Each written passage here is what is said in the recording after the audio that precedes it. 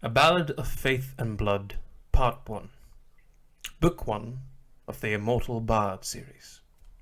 Written by Andrew William Tinney and narrated by Andrew William Tinney. Prologue.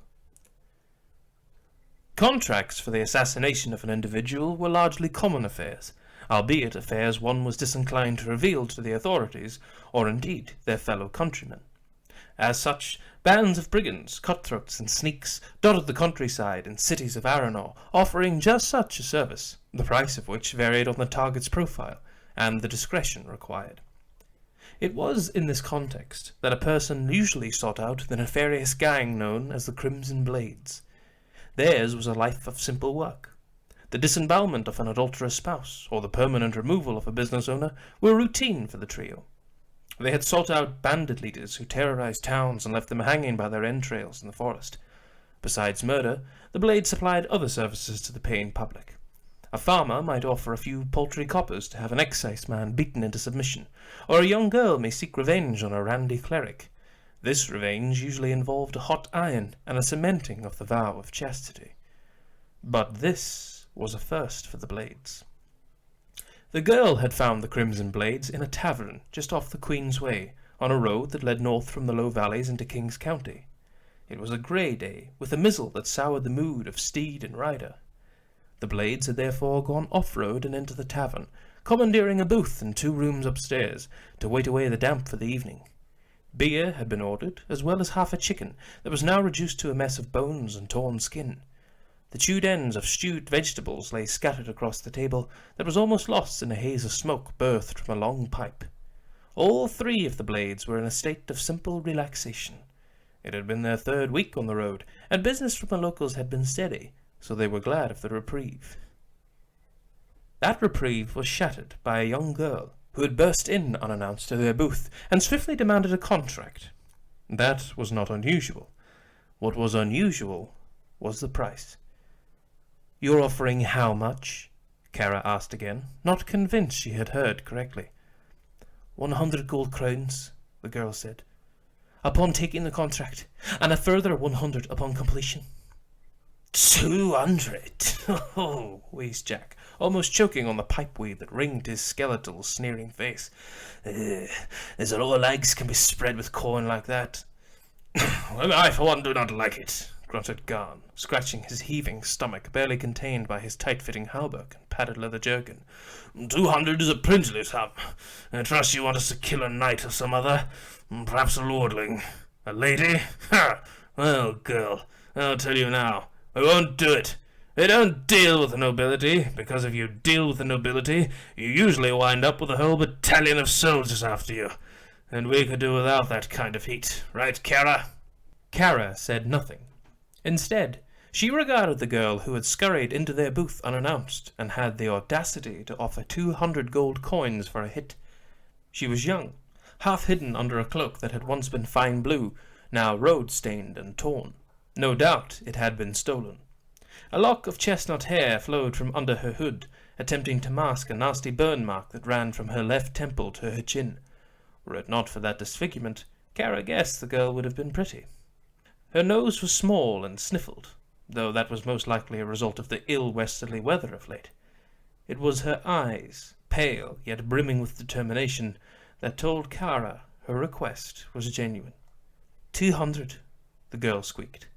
And you do not ask where I got the money? We never do, Jack grinned.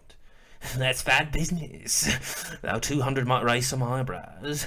So for our silence, maybe a pretty thing like you has something more to offer? You're not entertaining this wastrel, Jack. This girl is not some plaything for you to charm. She is trouble. You can see it in her eyes. Though Kara was sat beside Jack and could not see his face, she knew he had already flicked his tongue in a seductive, albeit horrifying manner at the girl. I like a bit of trouble, me, especially in the bedroom. Garn huffed, leaning forward and swatting at the girl, his voluminous gut threatening to send their table onto its side. Be on your way, little rat, or else I will show you the business end of my club. And trust me, you are like that less than anything Jack could offer in the bedroom. You're trouble, you hear me? Trouble! Enough, both of you. Last time I checked, I was the boss of you two arseholes, and all contracts fall to me. And I have not put you in danger yet, have I? There was Old Hollow last spring. Shut it, Jack! We do not talk about Old Hollow. And besides, that weren't my fault. How was I to know there'd be a wagon blocking it? Never mind. Now, you, girl, you say you have 200 gold pieces to offer. Well, Garn is right. That is a princely sum and no mistake. Now, we've had that kind of coin before, but it usually comes from a lord's messenger or a mayor's treasurer, both of which are usually accompanied by 3 or more heavily armed guards with crossbows, the bolts of which are usually pointed at our heads. Yes, thank you, Garn. The fact that I'm trying to get across, girl, is that you don't look like either of those people, with your ragged cloak and your half-burned face.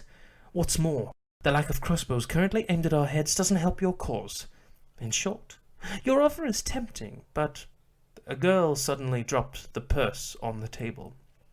It was heavy, and jingled pleasantly with the promise of coin within.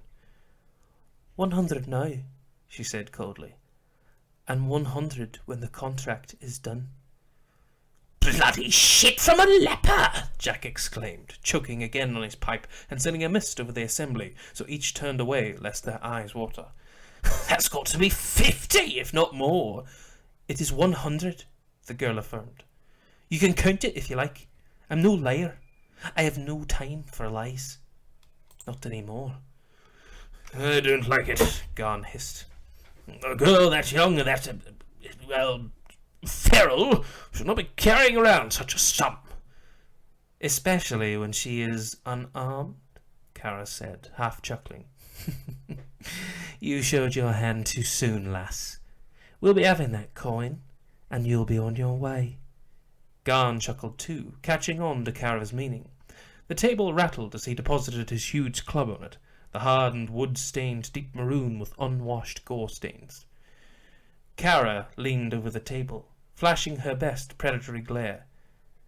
Get up and get out, little girl. And if you want the help of hired swords in the future, it pays to bring some muscle. You're thieves, the girl sneered. Low-life thieves. We are, Kara admitted. What did you expect? You thought the people who were going to do your dirty work would be like clerics at prayer? Take your sorry self-righteousness and piss off, girl. You're a fool to think we'd take you on. Oh, thank the lady for some common sense, Garn exhaled. Be off with you, trouble! The girl, stone-faced, rose. Kara expected that to be the end of the matter, but a hand shot out, coiling about the girl's wrist. Here, I'll leave, and there's still a bit of trouble to be made. My pallet's just upstairs. Oh, and it's comfy. Not that you'll notice. I'll have your legs.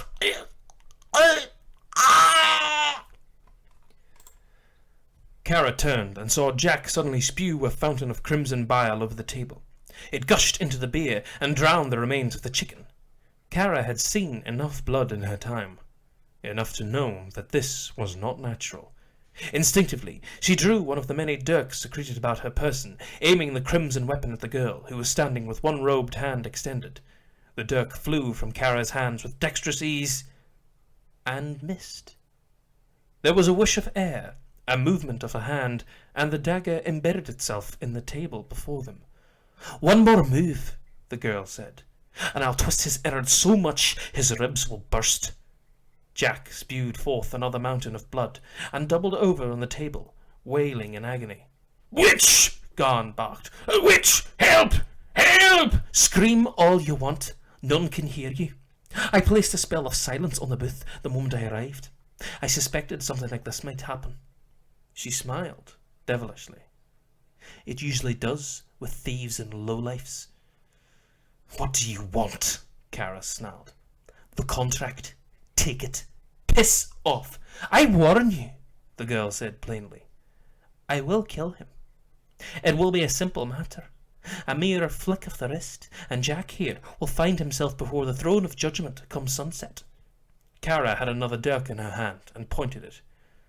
Do that, and I promise you will not get out of here alive. The girl smiled. We will see. In any case, you asked me what I want. I want the contract. 200 gold coins for someone's head. Give me that, and I will let you all live. Don't do it, Garn pleaded. Kara, we can't get mixed up with the witch. Jack, I'm sorry, but we can't. Will, quiet. 1,000 thoughts raced through Kara's head, but her eyes were drawn to the pool of blood that had poured from Jack's maw. He was looking at her, silently gurgling, his pupils speared with crimson veins that drowned with salty fear. Kara spat. We'll do it. We'll take the money, and we'll kill whoever it is the hell you need us to kill. Just let Jack go. A wise choice.